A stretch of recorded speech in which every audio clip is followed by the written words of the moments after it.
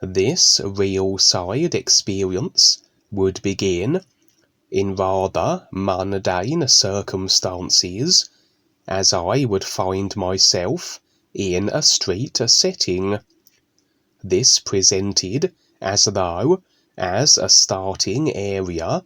and what would transpire would be according to my intent and what I decided next, as of course everything is. But in regards to real-side experiences in particular, we can curtail what would be far more awareness-enhancing experiences provided by the real guides if we perhaps wallow in the ideas of the personal self. As the personal self bubbles of illusional reality are not just limited to the physical, but extend onto the real side also. And should we stand in the ideas and attitudes of the created consciousness, the real guides and life will be unable to squeeze anything of value through. Life is always on. The guides are always there. The real awareness will be doing what it is, but the extent to which the personal self is shown real-side experiences beyond what it knows for awareness purposes depends on our willingness to shift our awareness from the personal self, and more so into the position of the nowness of the real awareness aside from the personal self. And if we don't, then our real side experiences remain as limited as the created consciousness that our personal self comprises of.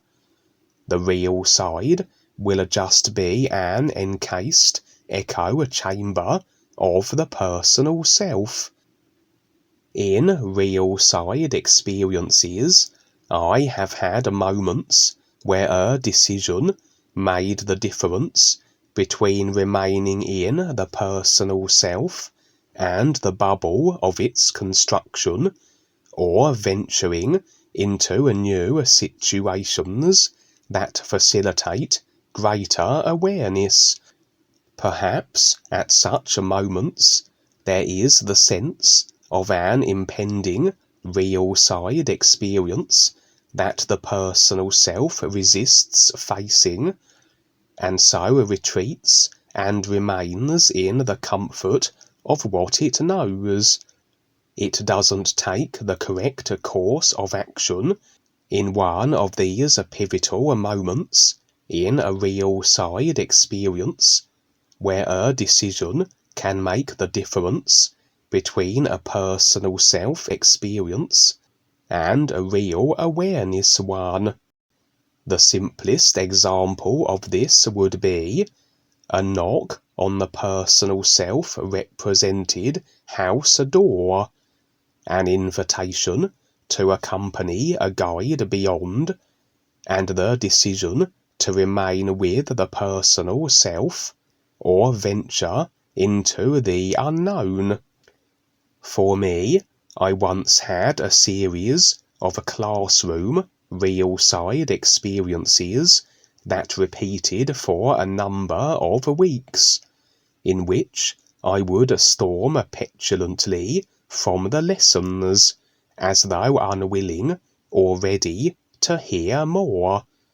and only on an occasion where I remained would the experience progress into one where I would accompany a group and we would slay dragons that represented tap lines, and the prerequisite for such was the lessons prior to it that I had been refusing to complete. in this real side experience, featuring in this setting also, would be a small supermarket, a place of shopping convenience, full of the routine and the unconscious, as buildings tend to represent the created consciousness of individuals on the real side. Everything from houses, which would be the individual personal consciousness, through to larger buildings, representing the collective consciousness of all those found within these larger structures. Most individuals of the unaware persuasion we would expect to find occupying only the ground floor of their personal self-houses, or in the case of a larger collective scale, the ground floor of buildings such as supermarkets. Content and self-convinced are they as to their limited positions in life, their awareness locked into their personal selves, and the illusions that they create and agree to as their cause and effect simulated reality. Consequently, such individuals would not only occupy the ground floors of real side buildings, but would be disinclined to leave these created consciousness buildings of simulated illusion and venture into the unknown beyond them. But it is only by doing so, taking the risk to see more,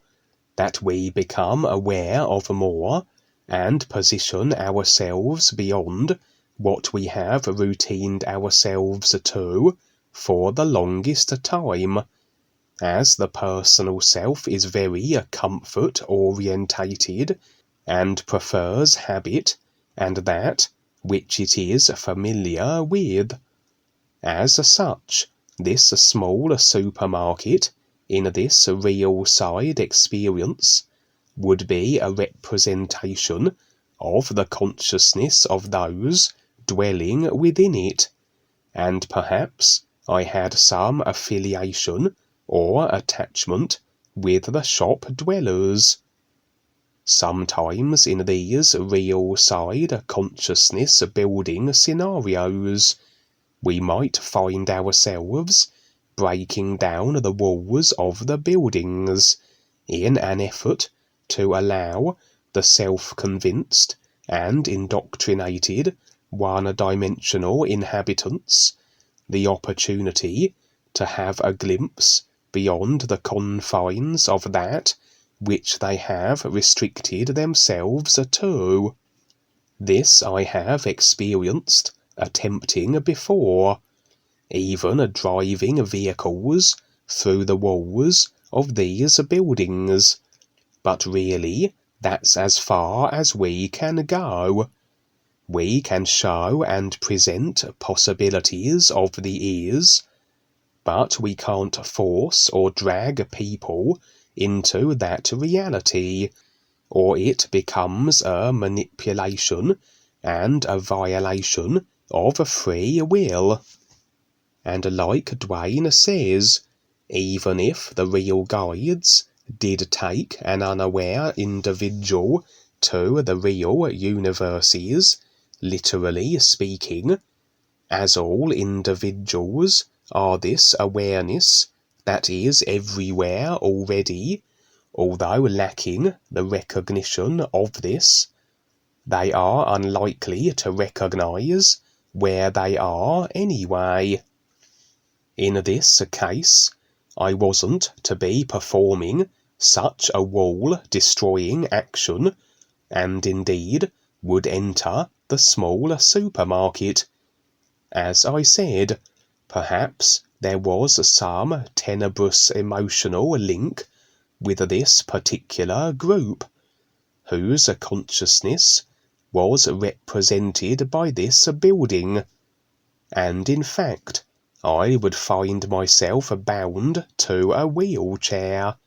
although I knew I didn't require it, and could easily walk if I so chose. The representation was that of restriction, limitation,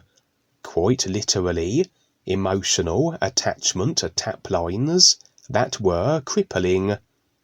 As I was saying, this opening scene seemed to be the staging area, and what happened next was up to me. With initial indication of emotional tap-lining ties recognized, it would fall on me to retain them or release them, and then the experience would unfold, or perhaps end there. A little like as I explained earlier, the option always open for greater awareness bolstering experience as we stand more so in the real awareness that allows the personal self to experience them, and if we don't, then the situation can remain rather a personal self one. For if we don't deal with the situations as they present themselves, we rather remain at that point of whatever it is we must face, and can't really proceed unless we do. For I have had a few experiences on the real side where I was in a similar supermarket situation, and also in a wheelchair, but as the possible attachments to those individuals, or whatever agreements may have been involved, that the supermarket scene represented were not released,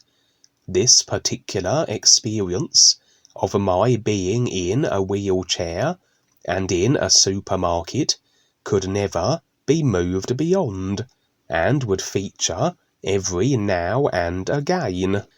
A lesson not learned, a stage in the process not embraced,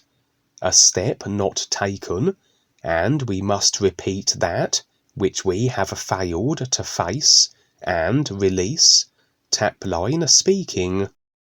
It didn't take me long to decide on this occasion, and I would discard my wheelchair, raising to my feet, and as I exited, I received quite the berating from the shop occupants. Upset were they as to my choice to walk away,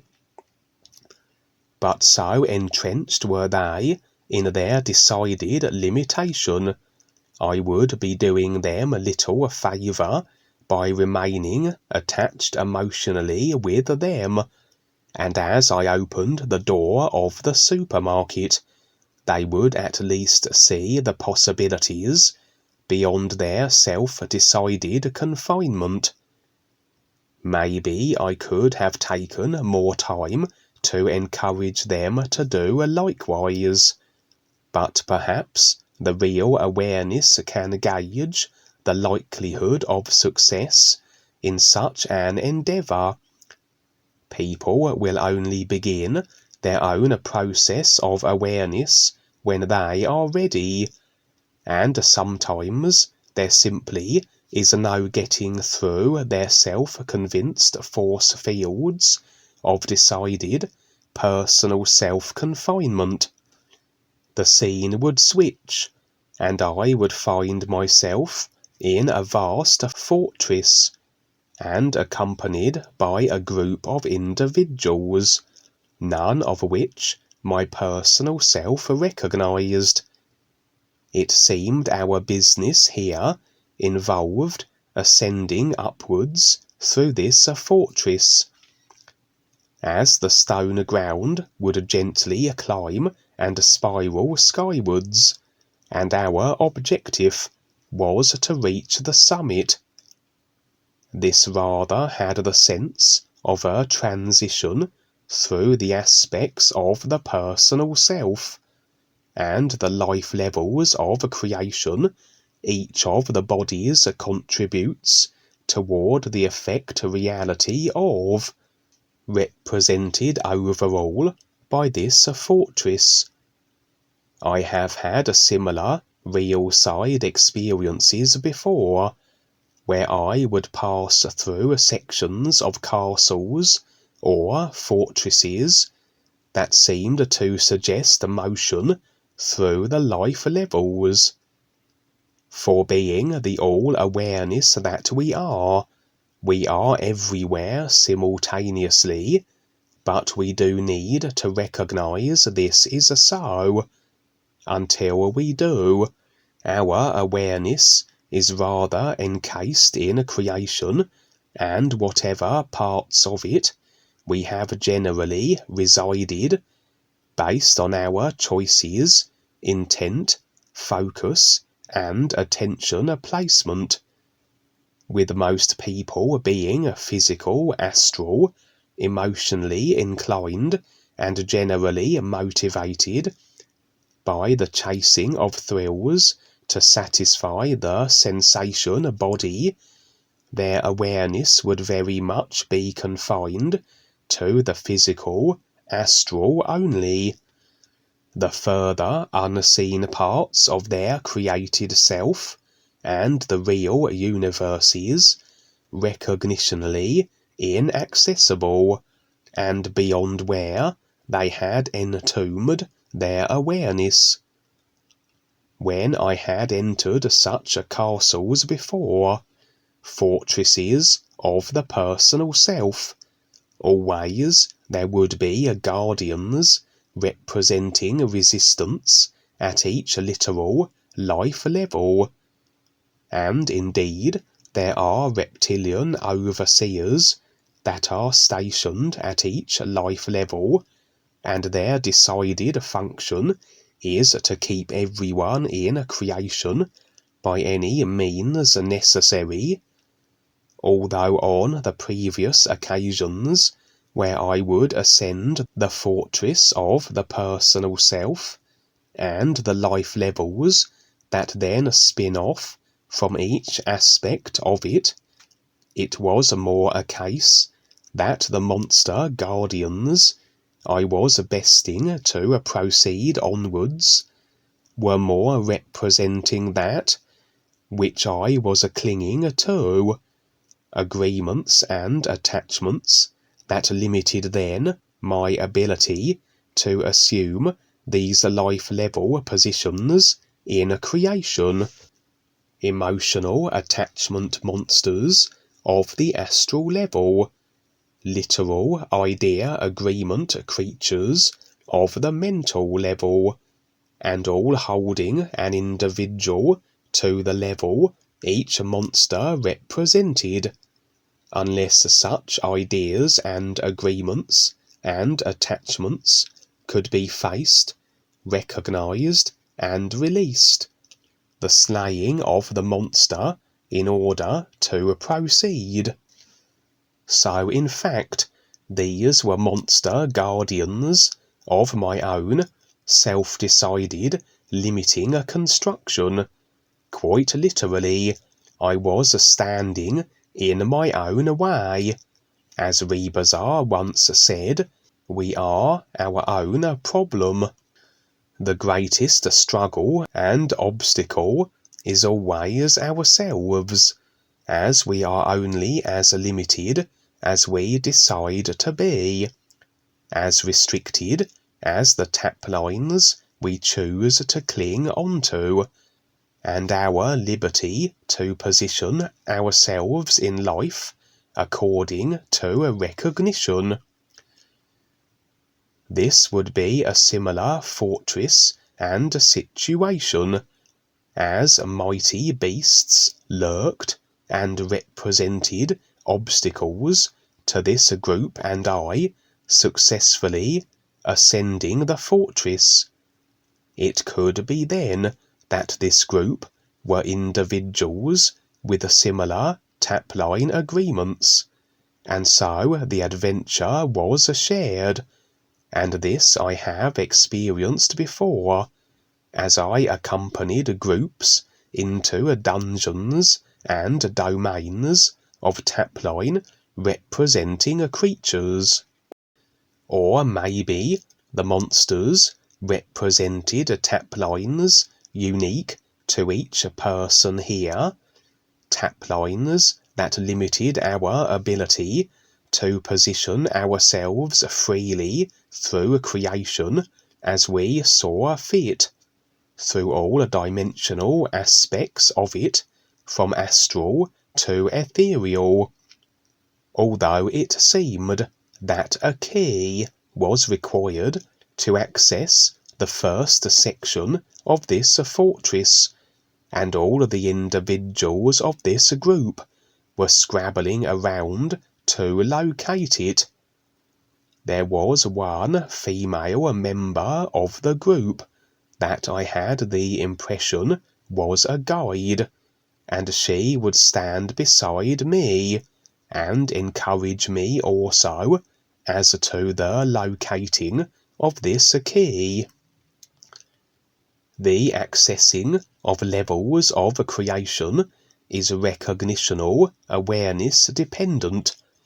just as recognition through the real awareness would ultimately be required for perceiving the real universes that it is a part of. And here we had a search for a key, but as though seeking access to the higher creational levels through means that were outside of ourselves, therefore, where in fact everything we require to be positioned anywhere we want is available through the real awareness that we are, and the recognition of it, and how to position ourselves through it accordingly. Can it be then that these group members were dark force characters, attempting to gain full positional access to all the levels of creation through literal means? So the key would represent literalism, and the dark force individuals maintain a contention due to their lack of awareness that to have full access of everything, creational levels and real universes, that it requires a literal figuring out through their personal self and not a recognition. And it is a recognition through the recognized real awareness to stand in the true reality of the is, as only the real awareness can perceive the is. And indeed, the guide would acknowledge my recognition of this key-seeking situation, nod encouragingly, and as I moved my hands in the air, I had the sense of a golden key manifesting, though not visibly so, almost as an extension of myself and my intent, and slotting the key into an equally as invisible lock. A stone doorway would rumble open and yield our ascending passage, and we then were at liberty to proceed. As the other members of this group followed the guide and myself upwards, it suggested they were not perhaps dark force individuals after all, but maybe more so representing the aspects of my personal self, the emotional, mental, and imaginative parts, as they numbered 4, and so this corresponds.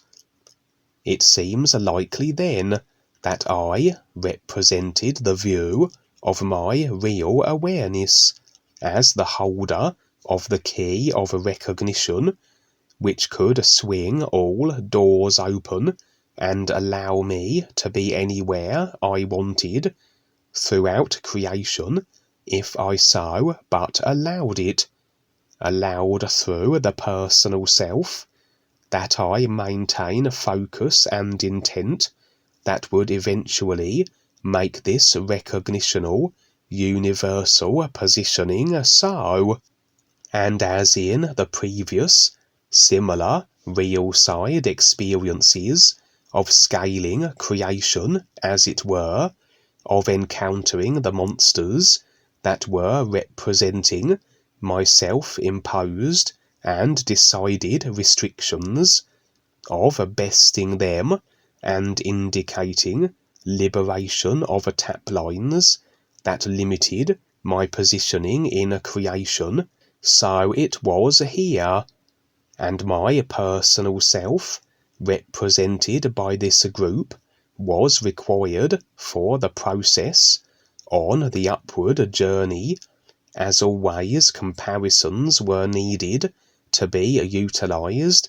to recognize further steps into the unknown from, even though the personal self is comprised of the parts that it is.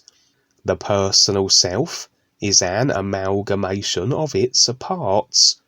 and we are rather stuck with its entirety and must deal with it as we utilize it to recognize the ears through the comparison that it and the experiences it generates provide. And so, despite perhaps scaling higher levels of creation in this fortress, all my aspects came with me, accompanied my real awareness. For overall, we have this personal created self as an overall comparison to recognize the real awareness that animates it, and to recognize the real universes of the ears. And this was, of course, for representational purposes. Were we to actually transition from the physical and find ourselves positioned in, say, the ethereal,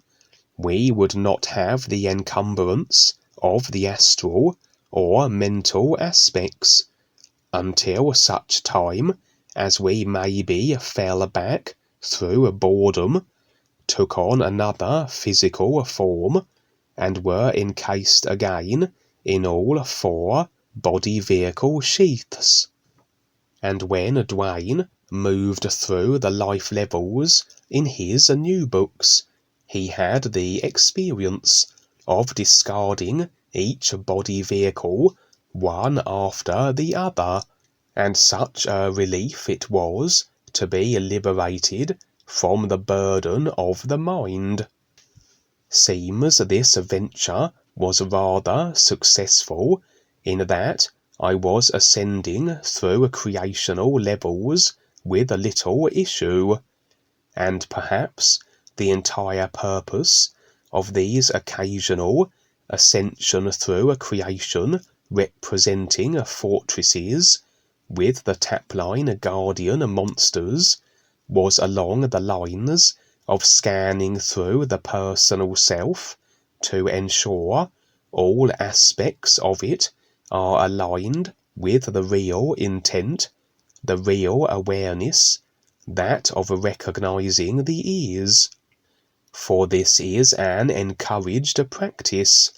to scan through the bodies to ensure we are not encumbering ourselves with any ideas or personal self-intents,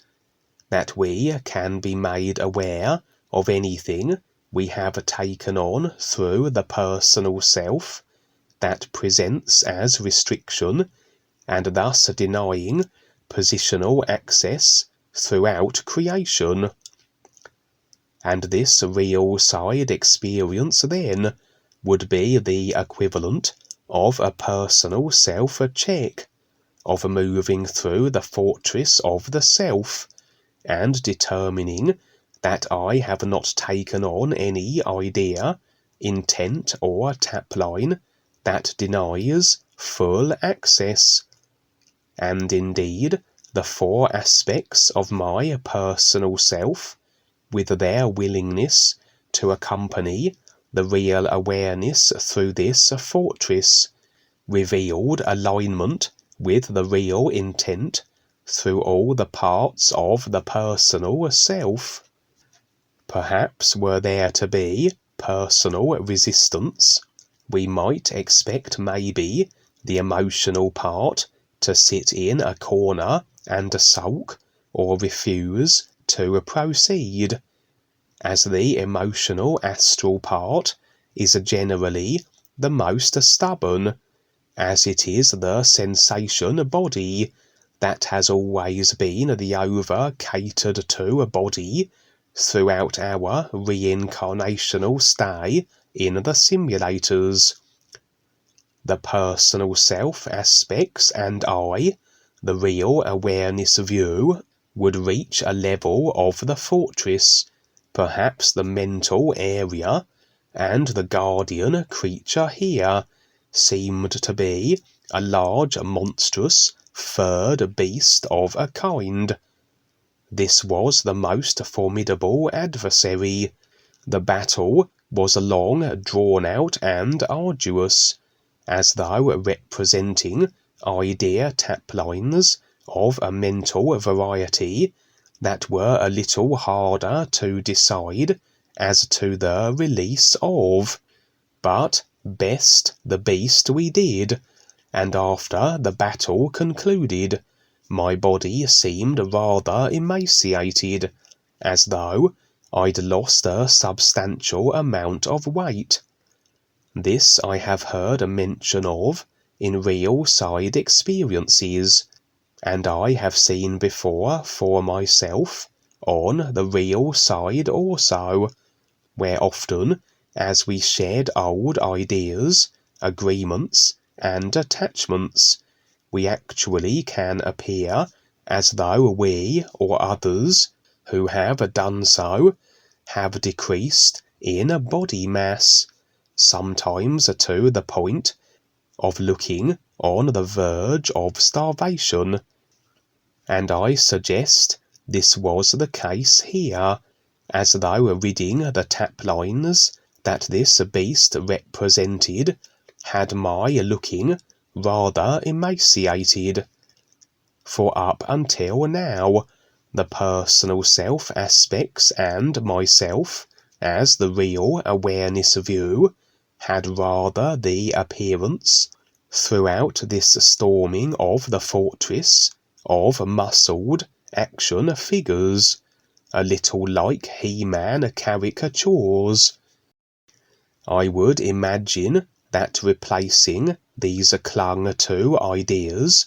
that due to the abandoning of them had rendered me rather skinny, with greater focus on the ears and real awareness instead, would have me return to health of body mass, but more comprising of real awareness recognition